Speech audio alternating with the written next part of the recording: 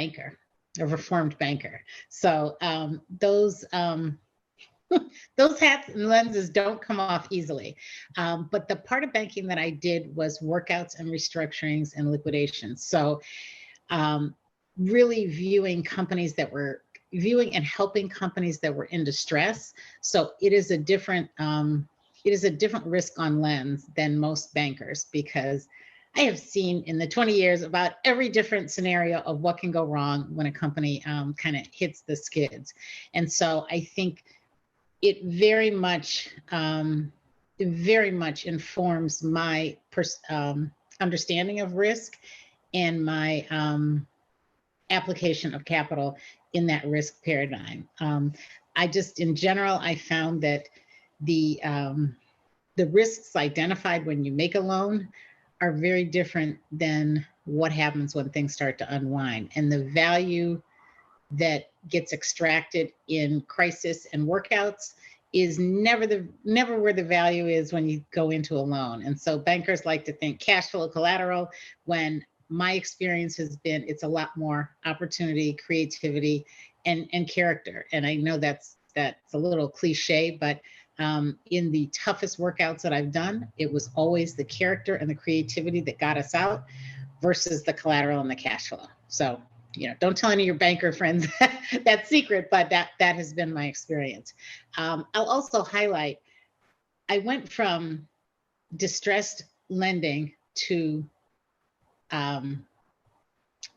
venture, and that was culture shock. And it really is what inspired me to start the mezzanine fund, because I went into venture very open, with an open mind. And I, after 4 years in it, I realized it was kind of being touted as a wealth gap closer.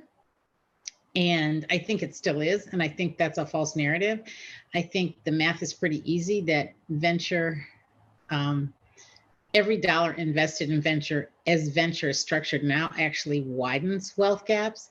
And I think there's hope, and I think we need venture for innovation, but I am very much a builder capitalist versus a venture capitalist. So I'll spend just a minute on what that looks like. So venture capital, 80% fail rate. By the time, if you are one of the 20% that gets to that exit, you normally own 10 to 15% of the company. So if we find a great diverse founder and they land in that 20% and are successful, they earn 10% to 15% of the value, where the other 85 to 90% goes to the investors. And as it stands now, the investors are not diverse. And hopefully that will change over time. But right now, it's a tilted model, very focused on the investors, and it also is focused on, you have to have an exit because the fund expires and the investors are expecting their returns. And so I think it's needed for innovation, because that's where all the cool ideas can come and get funded. But it's a significantly broken model, especially for women and people of color, because A, we don't participate on the investor side, and B, we barely participate on the founder side. And so I look forward to it improving, but as it stands now, it kind of makes things worse. So builder capital looks a little more like a better balance. My particular flavor of builder capital is mezzanine debt, which I think is a great tool for providing capital for women and people of color, because it does not dilute ownership. I don't even take warrants, I just take a success fee, and it leaves all the ownership with the founders. And this is especially important for scaling diverse businesses, because in the back of their head, if you're a B2B company, you have made it when you sell into the corporate supply chain. And that 51% ownership, for better or worse, is a requirement of selling into the supply chain on the supplier diversity side. And if you look at the Black Enterprise 100 companies over the years, 90% of them have been supply chain plays. So when we talk about Black businesses as a subset, to get really big, 90% of them have sold into corporate supply chains, which require that 51% ownership. On another deep dive, we'll dive into the validity of that supplier diversity model, because I think on some level it is a little bit of a handcuff, that diverse entrepreneurs do not need another handcuff. But as it stands now, you got to be 51% owned to get those contracts under the supplier diversity. Another pitfall is you grow a business with that model and then you want to sell, and you can only sell to another diverse buyer, or you lose that those contracts, that customer base. But again, Lori will have to invite me back for another deep dive on that. I'll leave it at that. So I'm all about the builder capital. I think I'm excited about this forum because I think, the title of it, the gap is, there's so many gaps. There's timing gaps, there's structure gaps, there's amount gaps, there's kind gaps, there's access gaps. I think PPP was a perfect example of how, if we try to push more money through the same channels, we're going to get the same result. And so I'm all about disrupting the systems and hopefully achieving systems change. There was quite a few studies that different organizations did on secret shoppers during the payment protection loan programs, and all of them revealed that the diverse borrowers that went in were discriminated against. And this is capital that never touches the bank's balance sheet.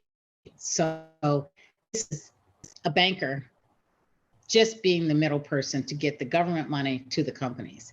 And so I think it really proved out the point that it will be a long time before we train bankers to have less bias. But if left alone, they have the same bias as if they were lending their own money. And that was really telling to me. It was disturbing, and they fixed it the second time around, but it really highlighted that we need to just turn the models upside down. And I think one of the primary issues is there's pretty good data that women lend more money to women, women invest in women more, same with people of color. And so while we need to work on the bias, we also need to jumpstart it a little bit and just have more diversity in the people providing the capital, because that is a huge block. I could go on forever, but I know this is interactive, so I'm just going to make two more quick points. One, again, is that we need more diversity in capital decision makers. And if you look at fund managers, there's 2% are women, 0.000 something are diverse. Same thing within banks. And so that's going to be a big, if that alone changed, that would really change the landscape based on the data. I think the other thing is, as long as we are committed to capitalism, that's an assumption, I think we need to improve on it and make it more diverse. There's obviously things deep-rooted in capitalism, again, separate deep dive, but I think what we're trying to do here is make sure that this system, as it works for everyone, because I have so many examples of what happens when there's not diversity in the ownership of businesses. There's social determinants of health, there's racial equity, there's poverty, all types of things happen when you don't have a rainbow of people creating things and creating services. And that's really what drives me and excites me, because I see so much potential that is underfunded. And there's pretty good data, women and people of color outperforming in fund management, but also running businesses as well.